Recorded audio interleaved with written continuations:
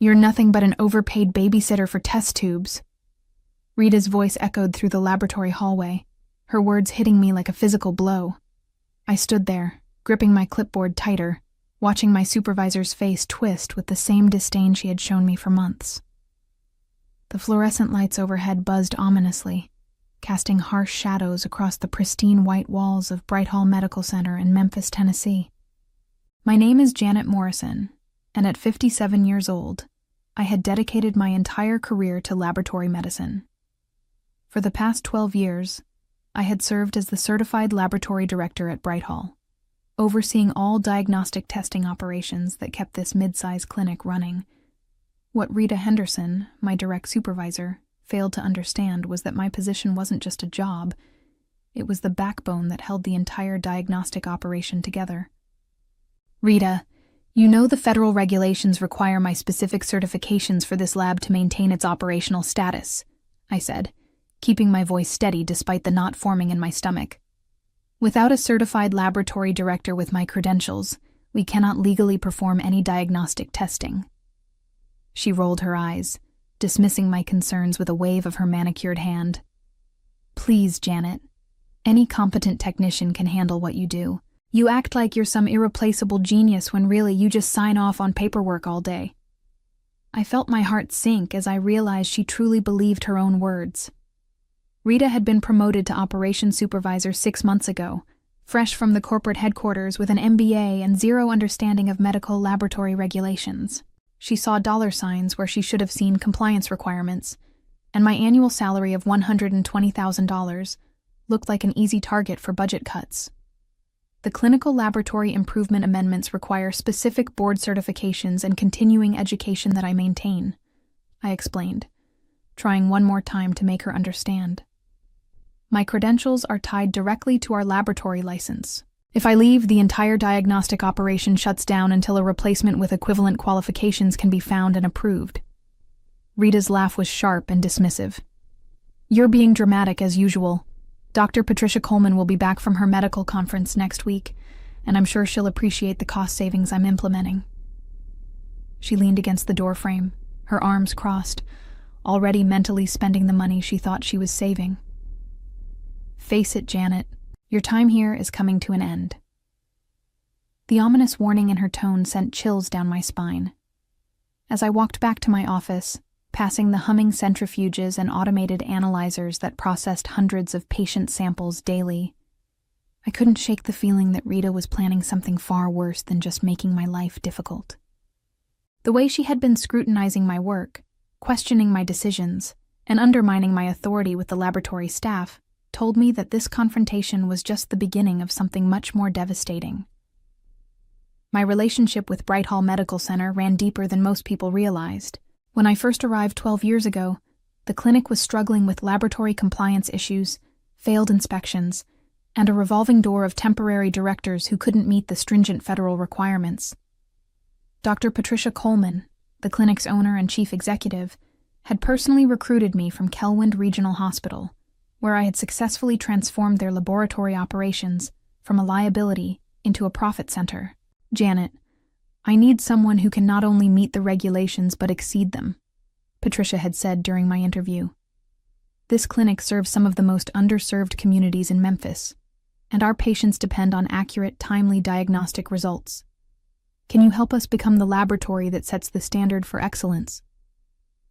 Her passion for patient care had resonated with me immediately. I had spent the previous 8 years watching corporate healthcare destroy the personal touch that made medicine meaningful, and Patricia's vision of a clinic that prioritized patients over profits felt like a breath of fresh air. Within 6 months of my arrival, we had achieved perfect inspection scores, expanded our testing capabilities, and increased laboratory revenue by 40%. The irony wasn't lost on me that Rita now wanted to eliminate the very position that had saved the clinic. She had been hired during Patricia's temporary absence, brought in by the board of directors who were concerned about rising operational costs. Rita's background was in corporate restructuring, and she approached healthcare like any other business that needed streamlining. "These doctors think every position is sacred," Rita had confided to me during her first week.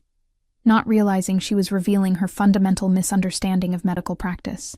In the real world, you cut the fat and improve the bottom line. That's how you stay competitive.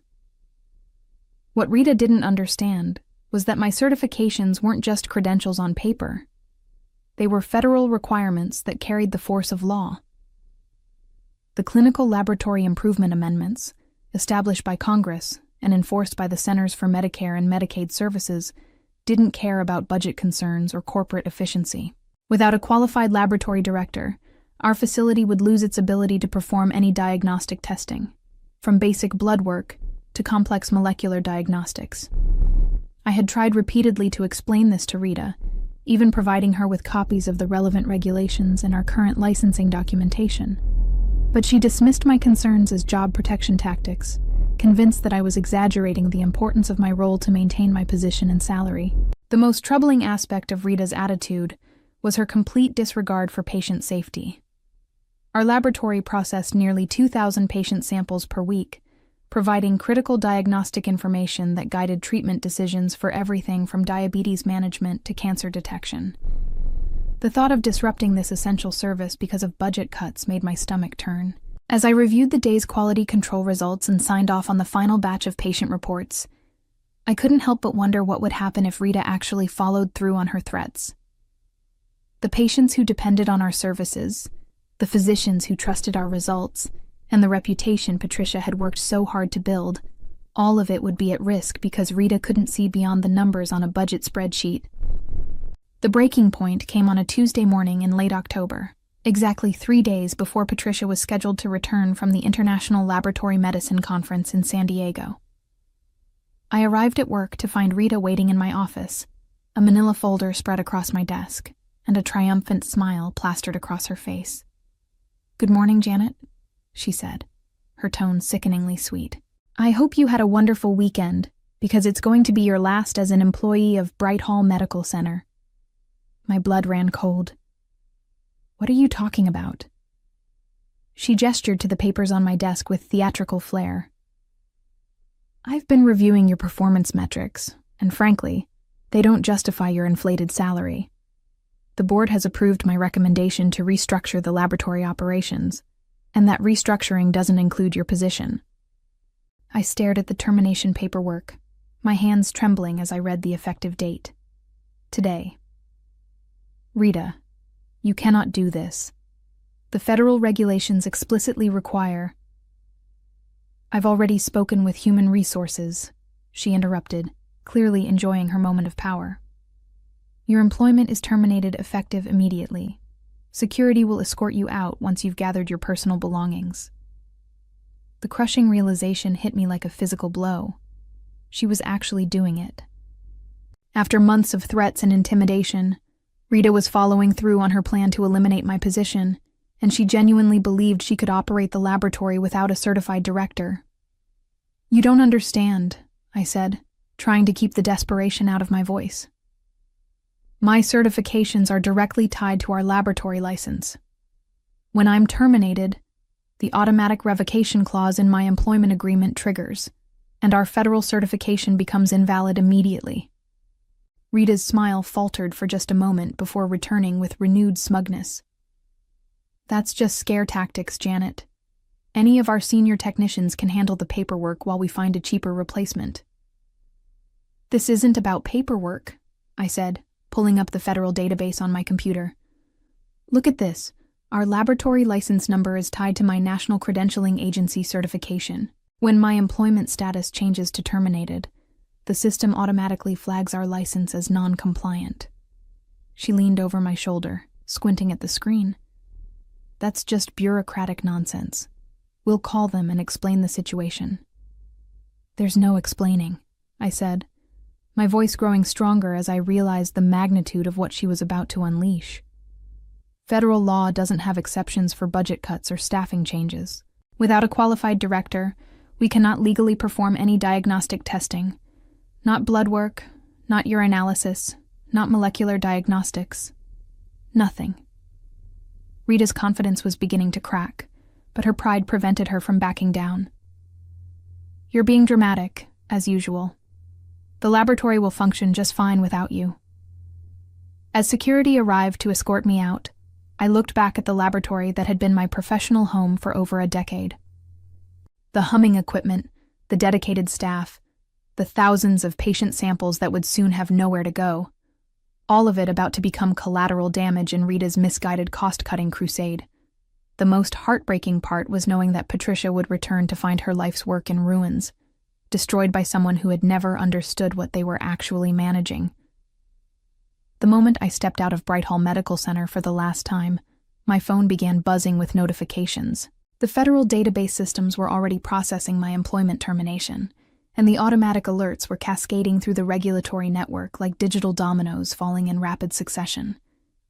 I sat in my car in the parking lot, watching through the windows as Rita strutted through the laboratory, presumably explaining to the stunned staff that business would continue as usual.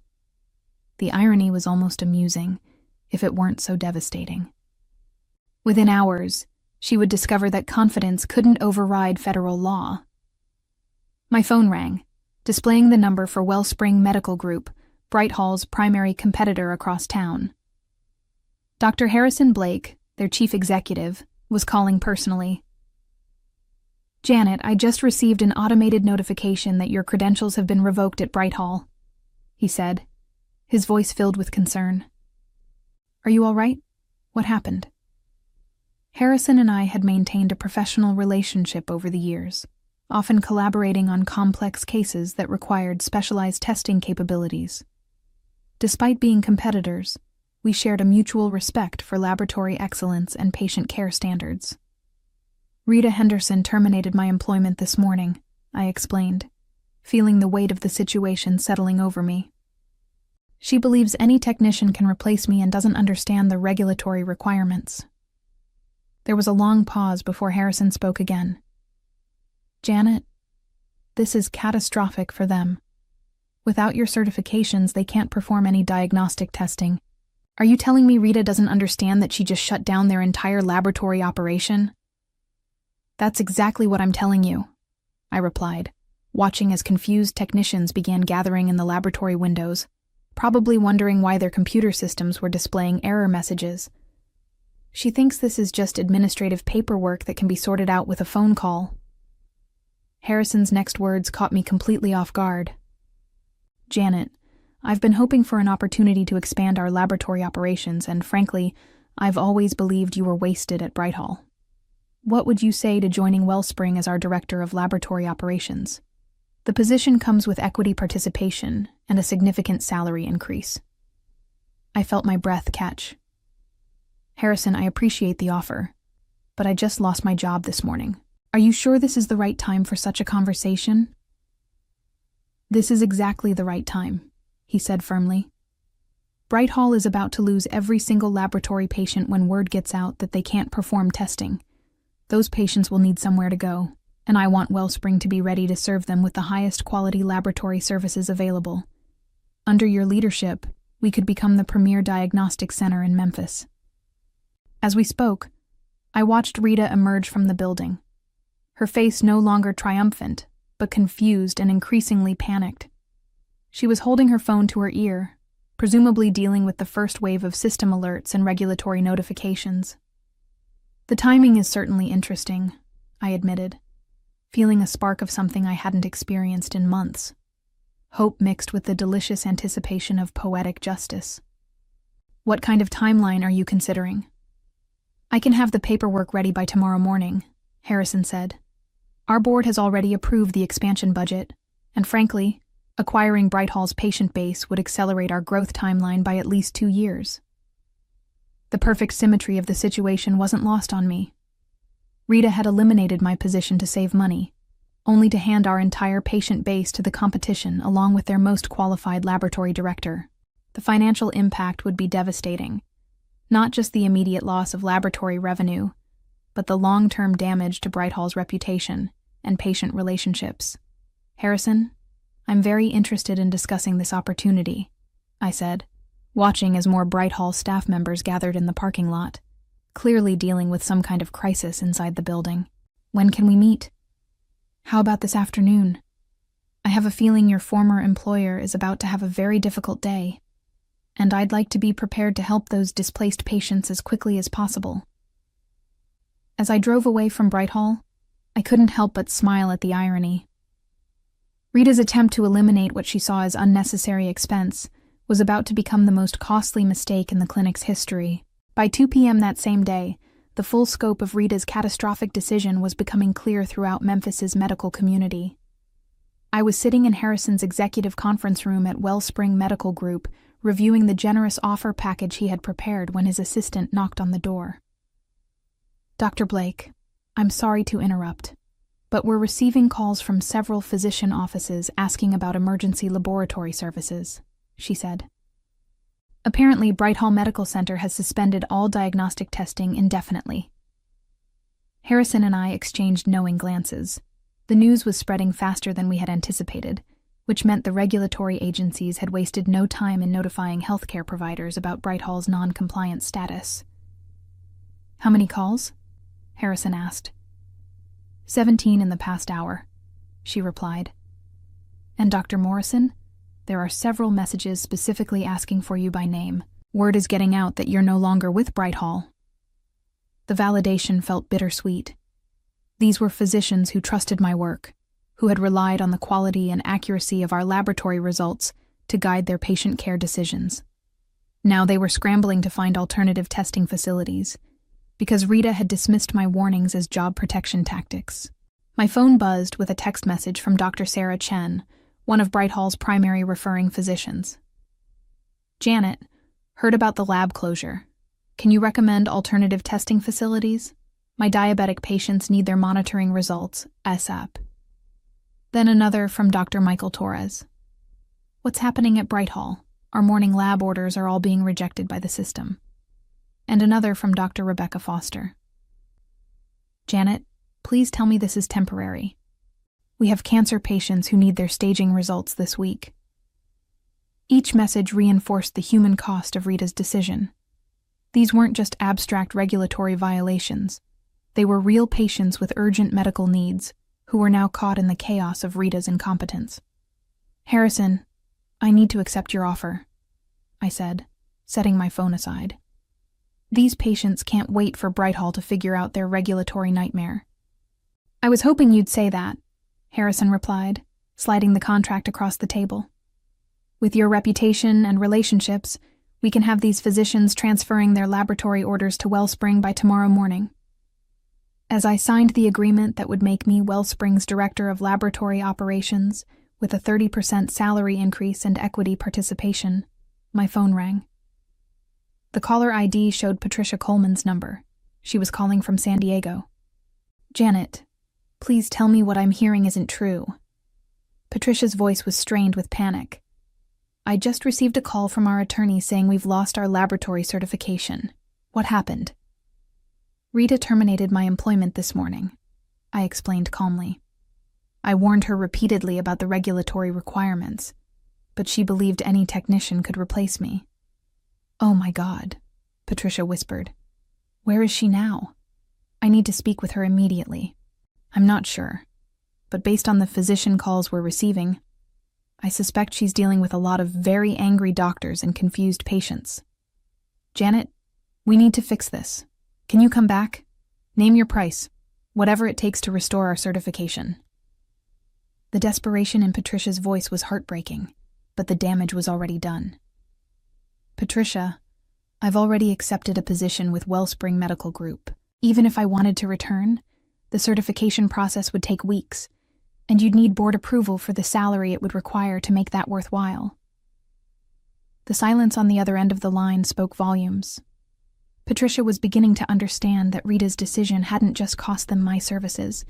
It had potentially destroyed everything she had built over the past 15 years. "I'm so sorry, Janet," she finally said. "You deserved better than this." As I hung up, Harrison was already making calls to expand our laboratory's operating hours and bring in additional staff to handle the influx of patients we were about to receive. The next morning, I arrived at Wellspring Medical Group at 6 a.m. to find the parking lot already bustling with activity. News of Brighthall's laboratory closure had spread throughout Memphis's medical community overnight, and physicians were scrambling to establish new testing relationships for their patients.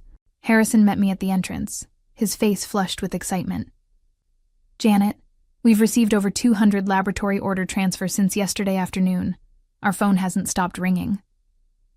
As we walked through Wellspring's expanded laboratory facility, I could see the staff preparing for what was clearly going to be the busiest day in the clinic's history. The contrast with my last day at Brighthall couldn't have been more stark. Instead of confusion and panic, there was organized efficiency and professional excitement. "Dr. Morrison," called out Lisa Chen, one of Wellspring's senior laboratory technicians. "We're so honored to have you join our team. The physicians have been asking specifically for your oversight on their complex cases." The warmth of the welcome was overwhelming after months of Rita's hostility and disrespect.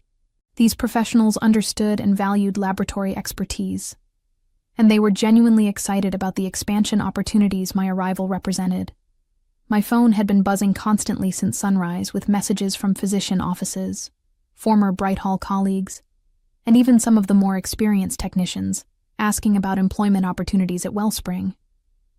The exodus from Brighthall was happening faster than anyone had anticipated. At 9 a.m., Harrison's assistant brought me a particularly interesting message. "Dr. Morrison, I have Rita Henderson on line 2. She says it's urgent and concerns regulatory compliance." I looked at Harrison, who nodded encouragingly. "Take it. I'm curious to hear what she has to say." "Janet, thank God you answered." Rita's voice was completely different from yesterday's smugness. Now she sounded desperate and exhausted. "I need your help. The federal agencies are saying we can't reopen the laboratory without a certified director, and the replacement candidates are saying it could take 6 to 8 weeks to complete the credentialing process." "That sounds about right," I replied calmly. "The background checks and verification processes are quite thorough. But we can't survive 8 weeks without laboratory revenue," Rita continued, her voice rising with panic. "We're losing patients by the hour, and the physicians are threatening to sever their referral relationships permanently." "I'm sorry to hear that, Rita, but I'm no longer a Brighthall employee. Perhaps you should discuss these concerns with Patricia when she returns." "She's flying back early," Rita said quickly. "She'll be here this afternoon, and she wants to meet with you about returning. We can offer you a significant raise, additional vacation time, whatever you need." "I appreciate the offer, but I've already committed to Wellspring Medical Group," I said, watching as another batch of laboratory orders arrived from former Brighthall physicians.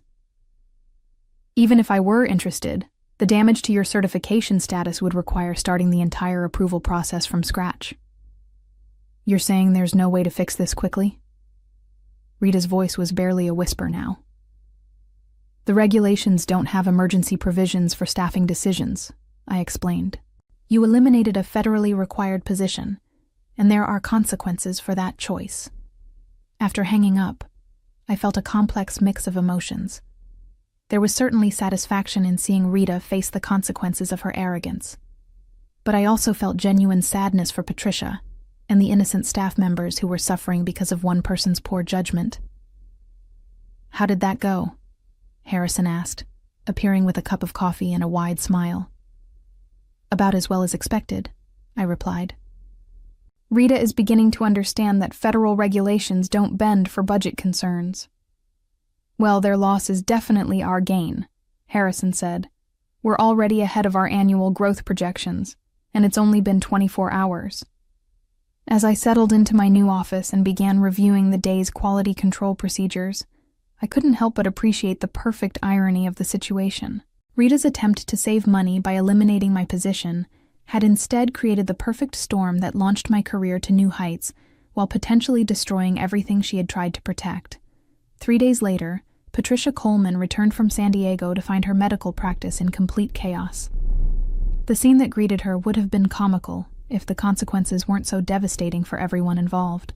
I learned the details from Dr. Jennifer Walsh, one of Brighthall's primary care physicians, who had decided to establish her laboratory relationship with Wellspring.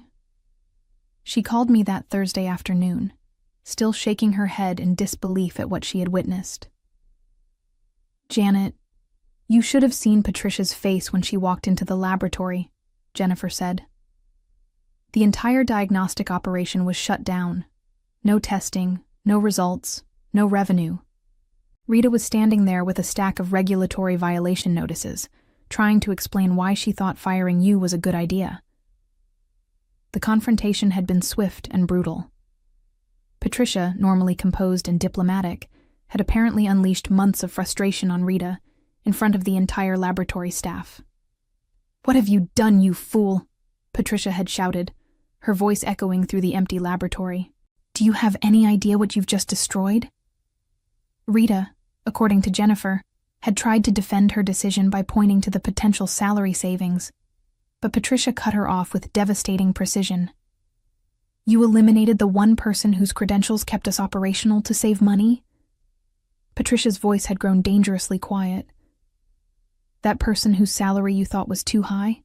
She was generating over $2 million in annual laboratory revenue. The financial reality was stark and undeniable. My position cost the clinic $120,000 annually in salary and benefits, but the laboratory operations I oversaw generated nearly 17% of Bright Hall's total revenue." Rita had eliminated a position that paid for itself more than 16 times over.